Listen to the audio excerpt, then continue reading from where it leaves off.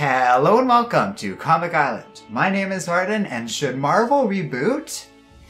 Oh, that was... You know what, I'm just gonna let you sit on that delivery for a moment.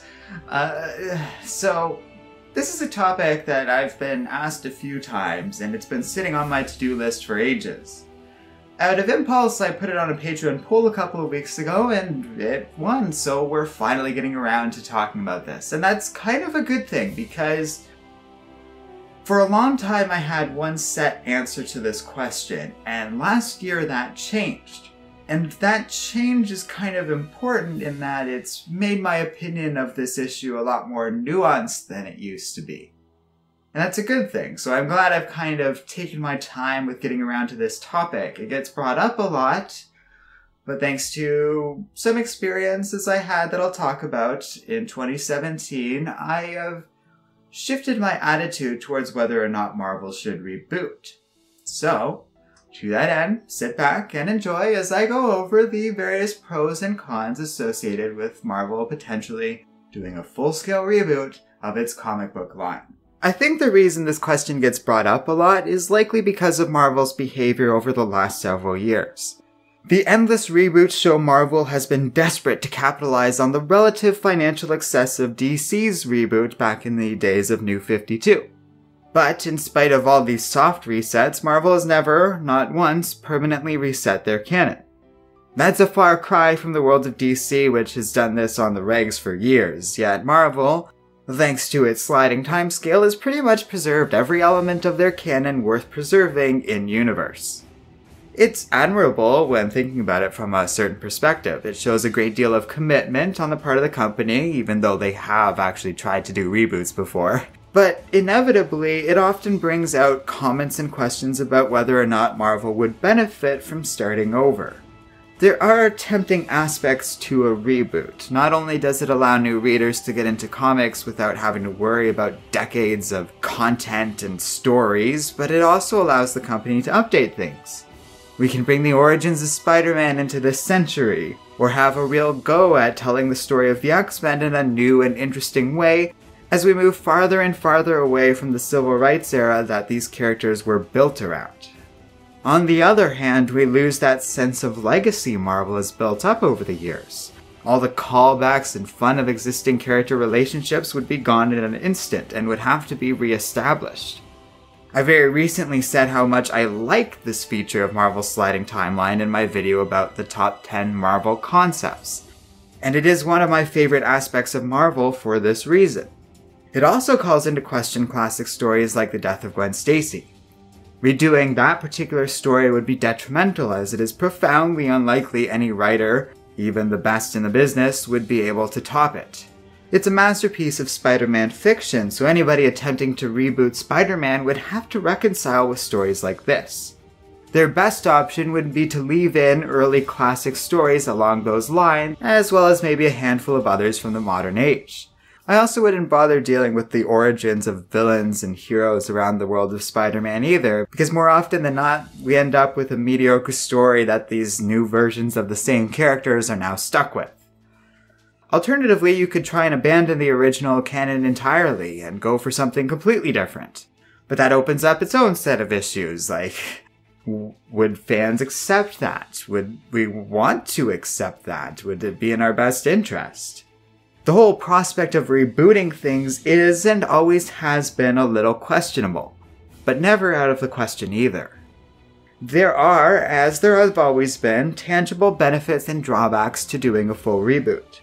We know this because we saw it happen in DC. The New 52 was far from perfect. Look, if you watch this channel for a while, you should know I'm not a huge fan of that particular era of DC history. But even I will admit a lot of it worked in a lot of ways. It did make the canon a lot easier for readers to wrap their heads around and only have to cover a much smaller amount of material to be caught up. It did a lot of good work in shifting the canon into one that felt at home with the modern era. Warts and all, DC had built something that more or less functions as a current canon for their comics, especially after Rebirth sort of cleaned up some of the more egregious decision-making that happened out of the New 52. That being said, what works for one company won't necessarily work for another. It should be noted Marvel has already done a lot to shift their content successfully into the modern era, dating back to Avengers Disassembled and Civil War in the early 2000s. Where they have faltered recently is in more stupid and silly decision-making, soft rebooting themselves over and over again until there was no faith between the fan community and the company itself.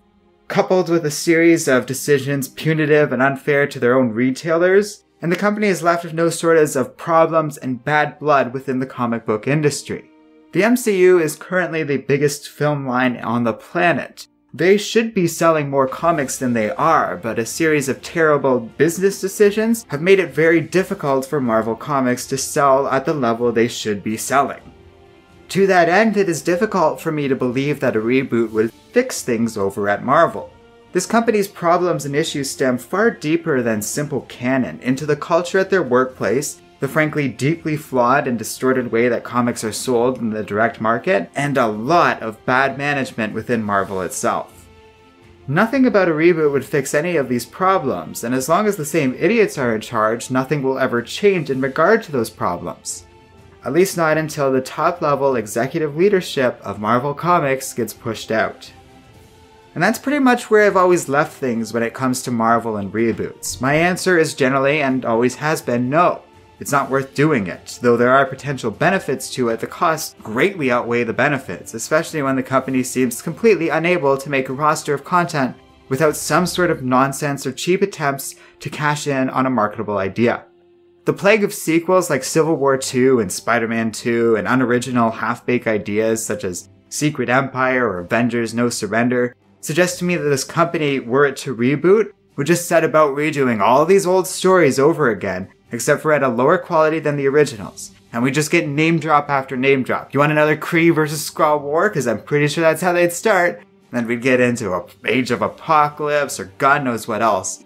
Until we see better out of this company, I can't imagine a reboot being anything other than the worst elements of the New 52 mixed in with who knows what crazy decisions at Marvel they would inevitably make in an attempt to grab headlines and sell comics. Maybe this time it's Thor's turn to be evil and we'll have a big crossover where he fights all his friends. Doesn't that sound exciting? And the real shame of it all is when I look past Marvel, the publishing company, as it is, and instead imagine what it could be. A reboot could really work for Marvel. The company is utterly incapable of pulling it off as they stand, but if they were competent, if they were headed by somebody with a strong sense of creative function and purpose, I have recently been convinced there is actual potential value in Marvel rebooting. As I said at the beginning of this video, for the longest time I was, in all circumstances, against Marvel rebooting. That's because I'm a nerd who likes to read a lot of these historic comics, and I like that the canon holds in place, even on its worst one more day. That all changed, interestingly enough, the very first time I saw Spider-Man Homecoming. I have alluded to liking this movie before, but I really did enjoy watching that thing on a level I can't quite understate. It's not perfect, but I don't think I've ever had as much fun watching a live-action Spider-Man movie as I did with Homecoming. And I remember quite well thinking at one point during the movie, for the first time ever, I could really see Marvel benefiting from a full and complete reboot. Seeing Spider-Man built from the ground up all over again, once more in high school, once more learning about how to be a superhero but in a new and different way from what we've seen before, that was inspiring. If there was somebody as competent and fun as Kevin Feige at the helm of the comic book publishing wing of Marvel, then I don't doubt for a second that they could massively benefit from a reboot of their canon.